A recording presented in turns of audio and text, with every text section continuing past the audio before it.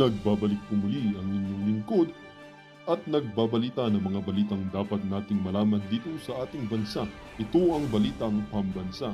Atin ngang matutunghayan sa channel na ito kung ano ang nangyayari sa loob ng ating gobyerno at syempre tumutulong na rin sa ating mga mamamayan na malaman ang katotohanan dahil mayroon tayong karapatan na malaman ang tunay na nangyayari sa ating bansa. Ngunit bago natin panoorin ang balita, huwag niyo pong kakalimutan na mag-subscribe sa ating channel at pindutin ang notification bell para lagi kang maging updated sa ating mga bagong videos na ina-upload araw-araw. At sa ating mga solid viewers naman dyan ay maraming salamat naman po sa walang sawang pagsuporta. At syempre, huwag din pong kakalimutan mag-iwan ng like at i-share ang ating mga videos. At kung mayroon ka naman pang opinion, ang ating comment section ay bukas para sa inyong mga hinaing. Ito na nga mga kaibigan, ating panoorin ang buong video. Salamat po muli and God bless!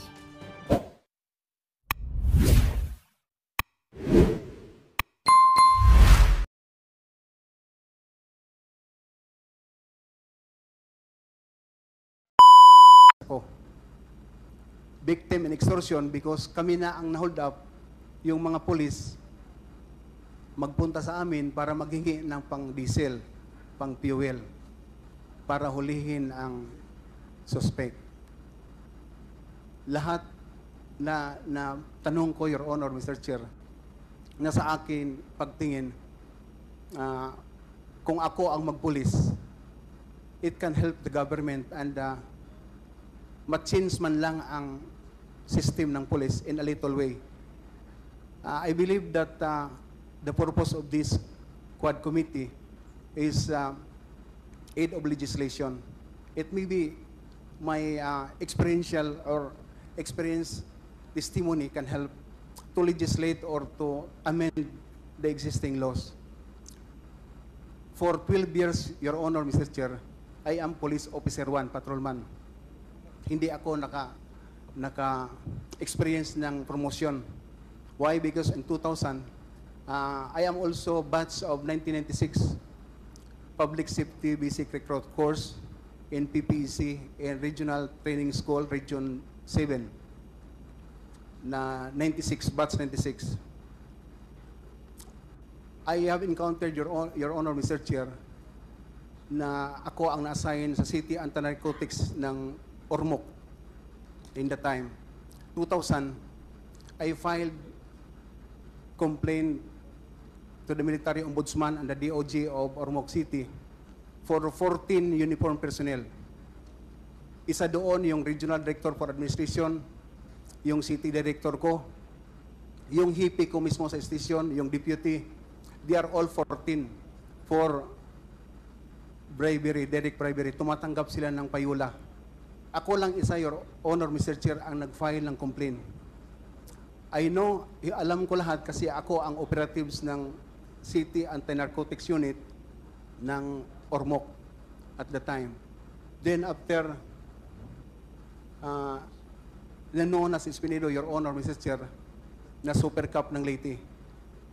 Kagawian ko na kung saan ako ma-assign yung worship ng station ko, morning at saka evening, pinapa-worship ko talaga ang mga pulis kasama ko.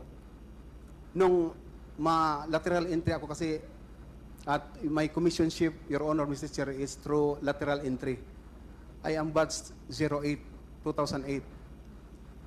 First assignment ko na ako ang naging hippie ng Gandara, Samar. Ang purpose to disband the private armed groups of Samar. Then, for 1 month, I disbanded the group of Cabonyos.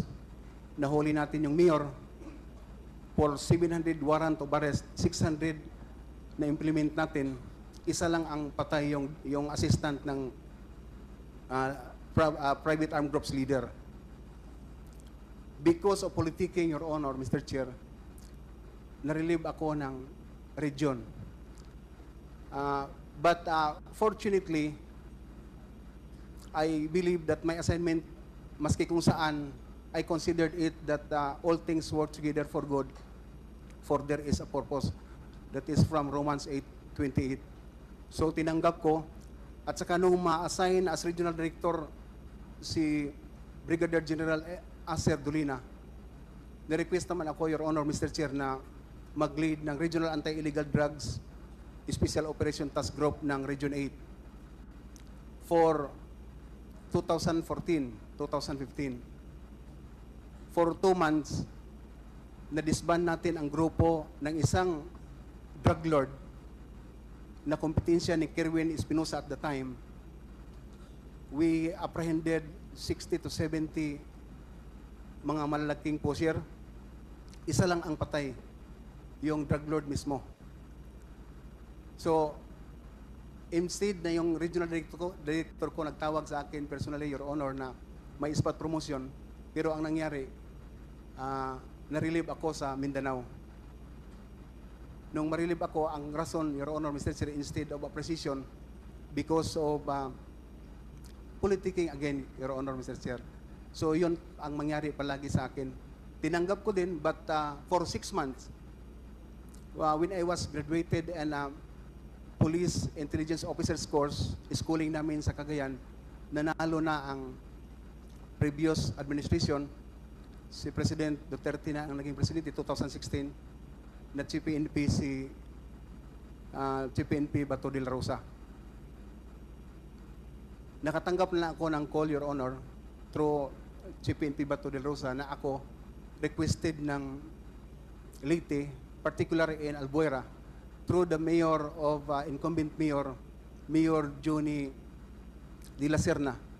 Nasabi si Chief PNP Bato na nandito sa opisina ko sa Davao, nagpunta, kaya ikaw ang requested, kaya ikaw lang ang kinakatakutan ni Kerwin Espinosa. So ako, Your Honor, taga Leyte. So parang akong, I am very impressed and happy for that information because makauwi na din ako sa amin. But yun na, Your Honor, Mr. Chair, nung ma-assign ako, siyempre, ang instruction, si Kerwin Espinosa, i-disband. Kasi siya ang nag-proliferate ng drugs doon sa Albuera, sa Region 8. So nung ma-assign ako, for only 18 days, for 1 month, na-disband natin ang grupo ni Kerwin Espinosa na nag-surrender yung papa niya for protective custody 1 month, nandito sa atin para na sa star witness, maging star witness natin. Fortunately din, si Kerwin Espinosa nahuli sa ibang bansa. For my 6 months na nahuli natin, nakakonfiscate tayo ng for 14 kilos, more or less, yung baril na 60 to 70 pieces na long and short firearms. Walang namatay sa operasyon ng illegal drugs. Because of Senate hearing, Your Honor, Mr. Chair, si Kerwin nagsasalita sa Senate. And before nagsalita si Kerwin Espinosa, may reporting ako sa office ni Chief PNP Bato the day before the Senate hearing. Doon mismo, Your Honor, Mr. Chair, nakarinig ako kay Senator Bato na ako involved ng drugs. Sabi daw ni Kerwin, tumatanggap ako ng 20,000 per month na na-assign ako sa Davao.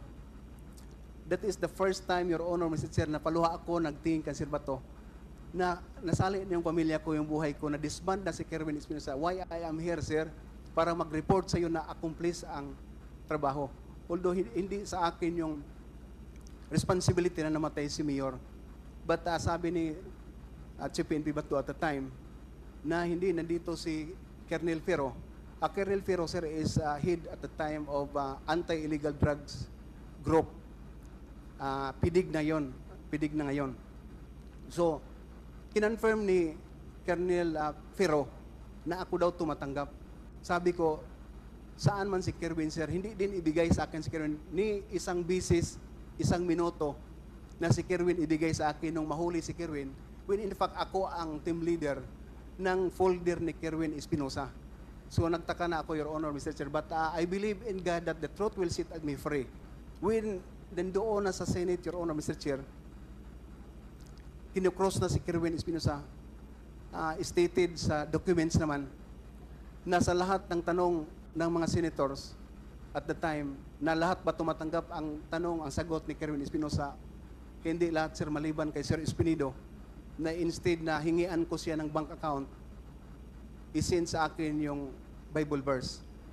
So, na-impress ako, Your Honor, but disappointed because alam ko na si Kerwin, magtanggap talaga yun na totoo kasi nandyan hinawakan nila si Kerwin Espinosa at that time, Your Honor, Mr. Chair. So, nagkataon, may trust tayo sa Panginoon na hindi talaga totoo. So, nangyari na hindi totoo. Nung medyo may bikil na kami ni Chief PNP Bato, Your Honor, Mr. Chair, gabi, mga 9 o'clock, right after sa Senate inquiry, tinawagan ako ni Chief PNP Bato na, okay, isog ka man sa Bisaya pa, doon ka sa Usamis. Tingnan natin.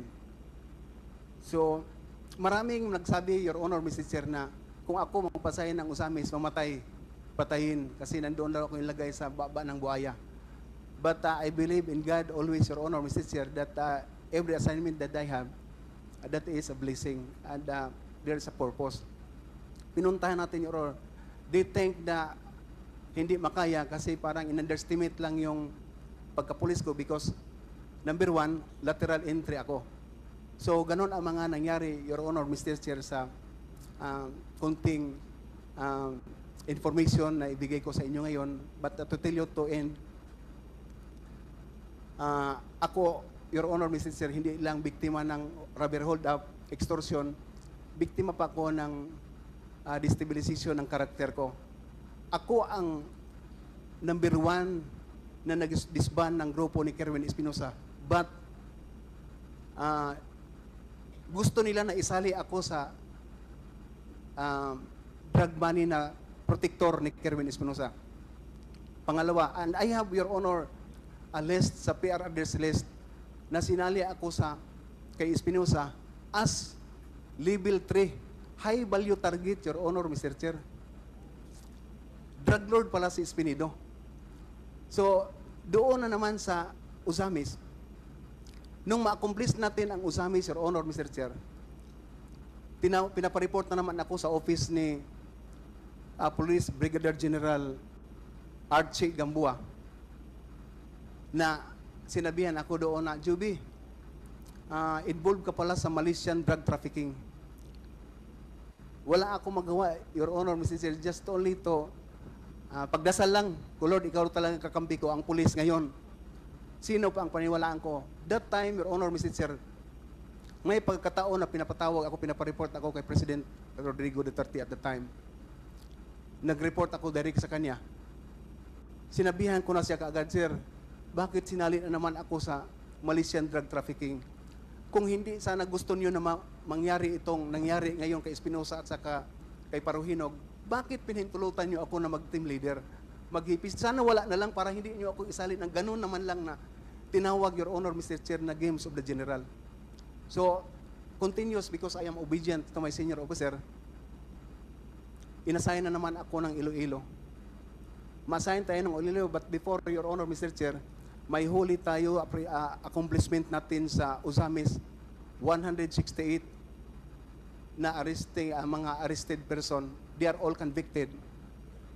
And siyam lang ang namatay for 2 years na mga poser. Siyam lang ang namatay. Sa drug operation, illegal drug operation ang masasabi ko, Your Honor, Mr. Chair. So, nung ako ma-assign sa Bacolod, from Iloilo, going to Bacolod, going to part of Negros Oriental, na mag-report ako na malapit na makuha natin, Your Honor, Mr. Chair, kung saan talaga ang drugs, going to Negros Oriental. Pa-stop ako ng trabaho kasi mag-report si Espinido sa Krami kay kasali sa 357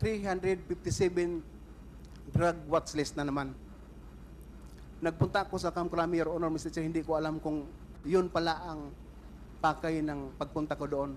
Pinapapasok lang ako sa covered court, nakikita ko sa stage ang list, yung naka-font na 357 watch list ang present. Ako pa ang pinapauna na mag-drug test. Ako pa ang pinapauna na lie detector test. Sabi ng mga officer sa loob lang, Your Honor, Mr. Chair, Juby, bakit nasali ka dito? Akala namin kalaban kita. Kalaban kayo namin. Pero bakit nasali ka dito? So, ang daming tanong because alam na mga opiser na nagtrabaho sa Espiritu na may Panginoon na totoo. So, best practices for me, Your Honor, Mr. Chair, before I end. Kung saan ako ma-assign, makita mo, Your Honor, Mr. Chair, yung stasyon ko na makita mo, papasok mo yung 10 Commandments sa likod ng desk officer, yung Psalm 23:91 sa bawat post ng poste ng station, yung mga signage ng checkpoint ko, Bible verse, at saka first offense ko, Your Honor, Mr. Chair, kung traffic violation lang, 10 Commandments before ko mag-penalty sa kanila. Just to give emphasizing the police officer and even the constituents na talagang may Panginoon. Kasi sa akin, Mr. Chair, Your Honor, yung pusher at saka user, they are all victims. Bigyan ko sila ng second chance. Kaya lahat ng mga istasyon na assign ako, I call the attention of the executive, the mayors, the siblings, and the other relatives. Nakausapin ko sila to give them a second chance. So yun ang ginawa ko, and it is recorded, Your Honor, Mr. Chair. So thank you for the time, Your Honor, Mr. Chair. And before siguro mag-in ako, sabi ko pa nga, I would like to distribute my sworn statement to make you have a perusal and reference. Sige, Comsec, please help them. Although copies of the affidavit have already been distributed earlier, and I'm sure the members have read the affidavits or the affidavit. So we will now proceed with the interpellation. Thank you, Colonel Espinido. Salamat. First to interpellate is Congressman Joel Chua.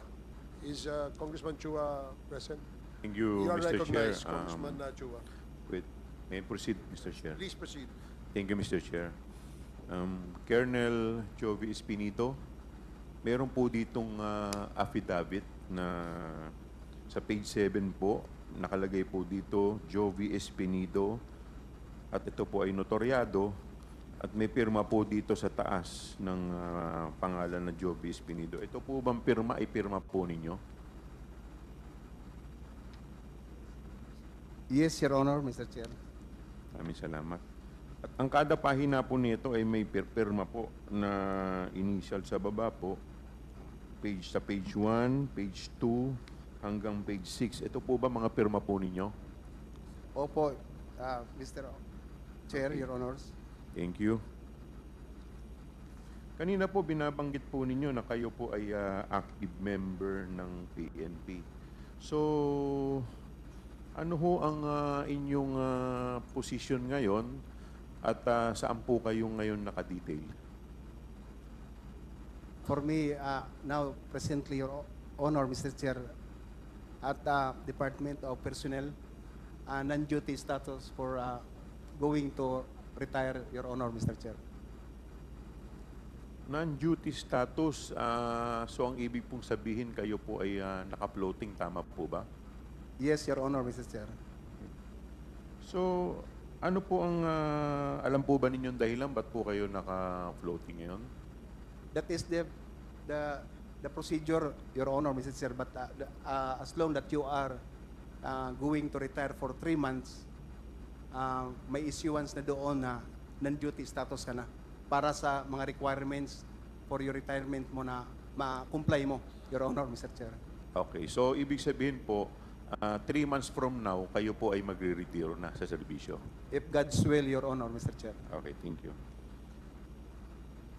So sabi po ninyo dito sa inyong affidavit, kayo po ay dating Chief of Police ng Albuera, Leyte. So bilang Chief of Police po ng Albuera, Leyte, ano po ang inyong mga naging duties doon? Pardon, Mr. Chair, Your Honor.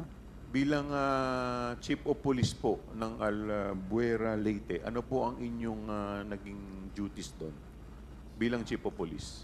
Number 1, to disband the Kerwin Espinosa drug groups, Your Honor, Mr. Chair. Okay.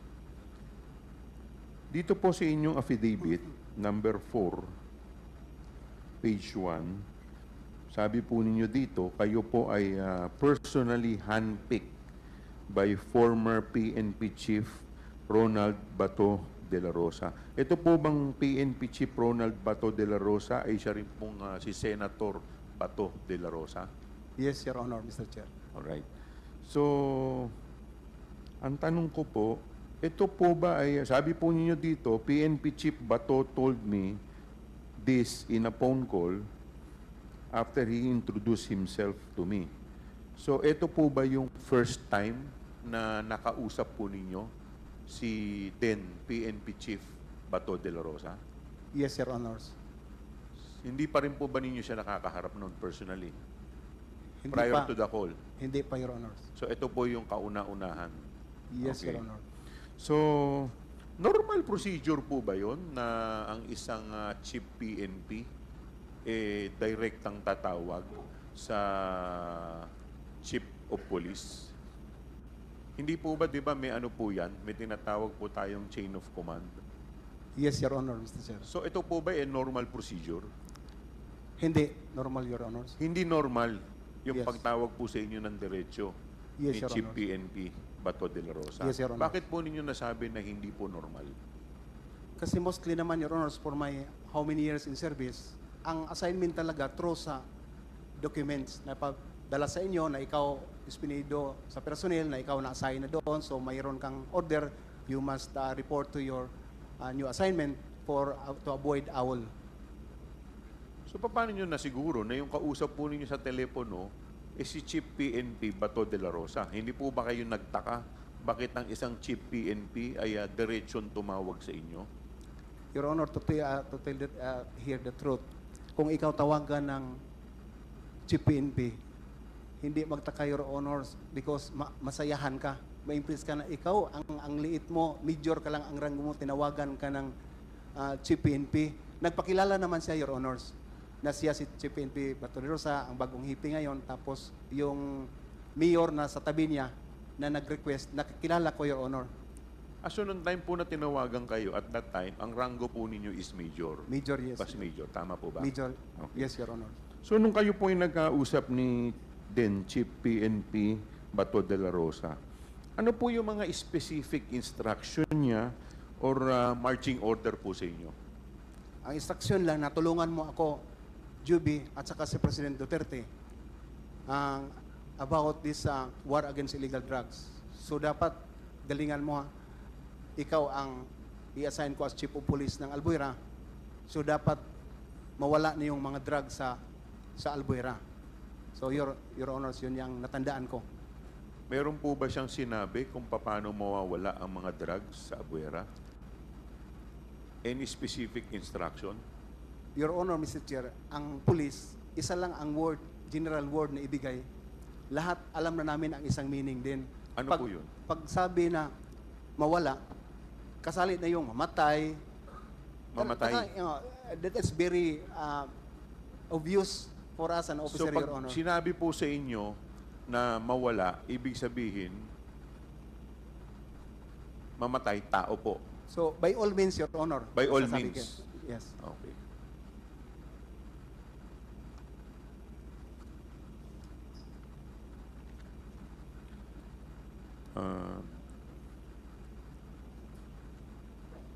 Dito po sa inyong affidavit, sinabi po ninyo, nagpunta po kayo doon specifically at to disband the group of Kerwin Espinosa. Tama po ba? Yes, Your Honors, Mr. Chair. Okay. Ano pong klaseng group ito? Yung kay Kerwin Espinosa? Espinosa Drug Syndicate, Your Honor. Drug Syndicate. Yes, Your Honor. Okay. So, paano po ninyo nagawa na sabi po ninyo kanina 18 days Yes, Your na Honor. disband po ninyo? Paano po ninyo nagawa yan? Nung ako na-assign sa Albuera, Your Honor, Mr. Chair, kaugalian ko talaga yung kausapin yung mga pulis na nandoon assign. Kasi nung dumating ko 2 days after, nag-request ako kay Mayor na magpunta sa akin para mag-surrender. So, ang sabi ng mga police non-commissioned officer, yung mga sarhento, na magpa-relieve sila kasi takot sila na ako ang hippie na talagang madadali si Kerwin kasi alam nila ang prinsipyo ni Espinido, Your Honor, Mr. Chair. So, silang ang sinabihan ko muna na ito, totoo na tong trabaho natin.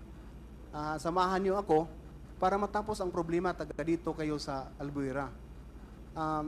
After 2 days, Your Honor, Mr. Chair, na pakinggan ko na lang through sa media na si Mayor Espinosa nag-surrender sa Camp Crame direct kay CPNP De La Rosa. At ako naman, Your Honor, Mr. Chair, may mga information na may bibinta pa ng drugs because 2 days pa ako doon dumating sa mansion ni Kerwin Espinosa. Yun ang first ko na nag-bypass tayo ng malaking bypass natin na mga right hand talaga ni Kerwin Espinosa. I have here, Your Honor, Mr. Chair, sa accomplishment report ko sa Albuera since pagdating ko at sa pagkatapos. Sir, ang binabanggit po ninyo, ang sumurrender po is si Mayor Espinosa. Yes, Your Ang Honor. binubuwag po ninyo si Kerwin. So, si Mayor Espinosa po ba ay ama ni Kerwin? Tama po? Yes, Your Honor. Okay. Bakit po si Mayor Espinosa ang sumurrender, hindi po si Kerwin? Ibig niyo po bang sabihin, magkakuntsaba po yung mag-ama sa drug trade? Yes, Your Honor. So, magkasama sila? Magkasama sila, Your Honor, Mr. Chair. Okay. So, sabi po ninyo dito sa inyong affidavit, meron po ditong si Mayor Espinosa may sinubmit na affidavit o may execute na affidavit at may kasama po itong ledger and at the same time, ito po ay video recorded. Tama po ba? Yes, Your Honor, Mr. Chair. So, nasaan na po itong affidavit, ledger at saka yung video? Yung iba na reproduce natin, Your Honor, Your Honors, because we filed cases to DOJ, Ombudsman, Arias, NIAS, sa lahat ng mga protector. But actually, ang lahat ng original na file, folder sana natin, Your Honor, ibinigay turnover ko sa provincial director namin at the time, Colonel Simborio. Brigadier General na ngayon, Franco Simborio, Your Honor, because I always going to relieve sa Usamis na. Please wrap up, Congressman Chua. Thank you po. So napansin ko po kasi dito sa inyong affidavit, unang-una tinawagan po kayo ng personal ni General Bato. Sabi po ninyo dahil kayo handpick. Dito po sa number 6 ng affidavit ninyo, sabi ninyo, si Chief PNP Bato po ay tinurn over sa inyo si Mayor Espinosa. And then, dito rin po sa sa number 12, page 3 ng inyong affidavit, sabi ninyo, I personally reported to PNP Chief De La Rosa at his office in Camp Crame. Yes, Tama Your po ba? Honor. Okay. So, lahat po ba ng galaw ninyo, diretso po ninyong nire-report kay former Chief PNP Bato De La Rosa? Yes, Your Honor. Hindi lang kay Chief PNP, Your Honor, pati sa Presidente. Direct ako mag-report. Diretso kayong nagre-report kay Presidente at saka kay... Kay Chief PNP De La Rosa, Your So Honor. yung Presidente pong pinag-uusapan po natin, si President President Duterte, Your Honor. Duterte. Yes, Your Honor. So pag nag-report ko po kayo kay President Bato, nagre-report din po kayo kay Presidente. Tama po ba? Hindi, mas marami mag-report ako sa kay Presidente Rodrigo Duterte. At diretso Your po kayo Honors. nagre-report. Ah. Normal po ba ang isang, at that time sabi ninyo, major kayo, normal po ba yon na yung isang major, diretsong nagre-report po sa kanila? Again, hindi, Your Honors. Hindi Okay. normal. So, ibig sabihin po, kayo po ay kumukuha ng instruction directly from the President and Chief PNP Bato. Tama po ba? Yes, Your Honors. That's it, Mr. Chair. Thank you, Congressman Chua. The next to interpolate is Congressman Ando Waminal. You're recognized. Thank you, Mr. Chair. Mr. Chair, our resource person today is a man I previously worked with. He was my first chief of police when I was the mayor of Usami City. So I move, Mr. Chair, that I be allowed to address our resource person.